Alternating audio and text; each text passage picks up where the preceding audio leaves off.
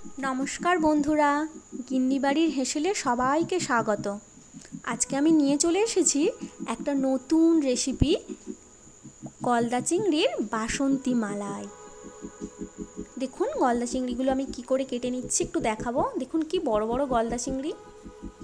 এবার আমি কি করে কাটতে হয় ওটা দেখিয়ে দেব, ভালো করে দেখে নিন। প্রথমে আমি মাথার যে দাঁড়াগুলো ওগুলো ফেলে দিলাম কেটে। এখন লেজের পাশে একটা বড় কাঁটা থাকে, ওই কাঁটাটাকে আমি কেটে ফেলে দিলাম। এবার মাথাটাকে একটু বেশি করে কাটবো, কারণ মাথার মধ্যে একটা নোংরা থাকে। পুরো মাথাটাকে ফেলবো না, এই যে এইখানটা একটু কেটে নিচ্ছি।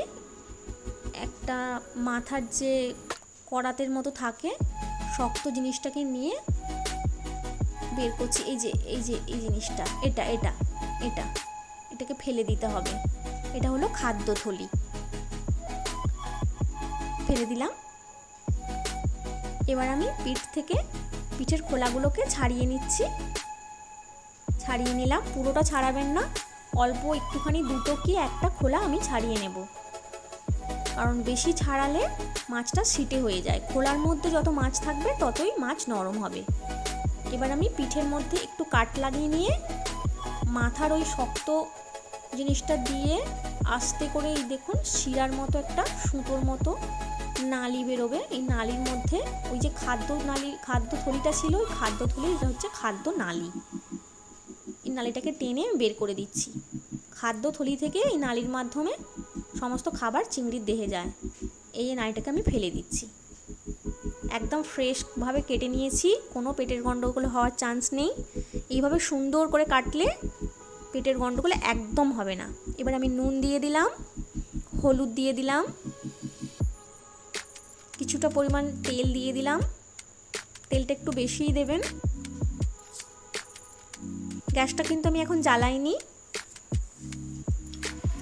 এখন আমি জ্বালাবো না। আমি এখন ঢেকে রেখে দিলাম কিছুক্ষণের জন্য। এবার আমি মিক্সার গ্রাইন্ডারে একটা পেঁয়াজ, 2 কোয়া রসুন, একটা টমেটো, কিছু পরিমাণ আদা নিয়ে পেস্ট করে নিয়ে আসছি। এতে বেশি রসুন দেওয়ার একদমই প্রয়োজন হয় না, বেশি রসুন একদম দেবেন না। আর পেঁয়াজও একদম বেশি দেওয়া যাবে না, যতটা পরিমাণে অল্প করে দেওয়া যায়। আমি 2 কোয়া রসুন, একটা পেঁয়াজ ব্যবহার করেছি। এটা অন্য খুব উগ্র হয় না ব্যাপারটা, বাসন্তী রঙটাও যেরকম স্নিগ্ধ ঠান্ডা, এই গ্রেভিটাও হবে স্নিগ্ধ ঠান্ডা। তাই এর নাম গলদা চিংড়ির বাসন্তী মালাই। এখন আমি গ্যাসটা জ্বেলে দিলাম। এবার আমি নারকেলের দুধ দিয়ে দিচ্ছি। দুধটা দিয়ে দিলাম। দেখুন কি সুন্দর একটা কালার এসেছে, বাসন্তী রঙটা এসে গেছে। দেখুন বাসন্তী রঙটা এসে গেছে। এবং ঢেকে দিলাম কিছুক্ষণের জন্য, ঢাকা খুললাম। ঢাকা খুলে দেখুন ফুটতে থাকছে। এইভাবে একবার নেড়ে দিতে হবে, ঢাকা খুলে 1 থেকে 2 বার নেড়ে দিতে হবে।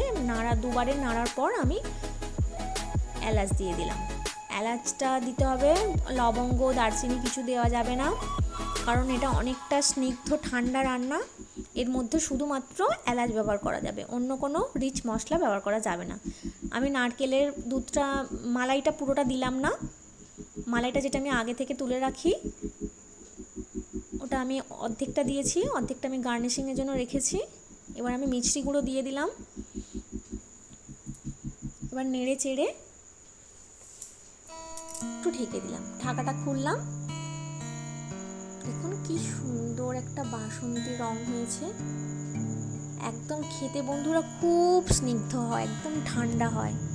কিন্তু এর মধ্যে যে 2 কোয়া রসুন আর একটা পেঁয়াজ দেওয়া আছে, ওটা বোঝাই যাবে না। চিংড়ির যে আঁশটে গন্ধটা, ওই রসুন আর ওই 2 কোয়া রসুন আর ওই একটি পেঁয়াজ পুরো গন্ধটা চিংড়ির টেনে নেবে আর একটা স্নিগ্ধ ফ্লেভার দেবে, খুব ভালো লাগে খেতে। এবার আমি নারকেলের মালাইটা ওপর থেকে ছড়িয়ে দিচ্ছি। এতে করে কি হবে, যে একটা লাল রং এসে গেছিলো, মালাইটা দেওয়ার পরে ওই লালের রঙের সঙ্গে মিশে গিয়ে বাসন্তী কালারটা আবার চলে আসবে। এবার রেডি হয়ে গেল গলদা চিংড়ির বাসন্তী মালাই। যেমন স্নিগ্ধ নাম, তেমন খেতেও খুব স্নিগ্ধ, একদম মন প্রাণ ঠান্ডা হয়ে যাবে। একবার অবশ্যই করে দেখবেন বন্ধুরা, খুব হেভি হয়েছে গো ভালো মা। হয়।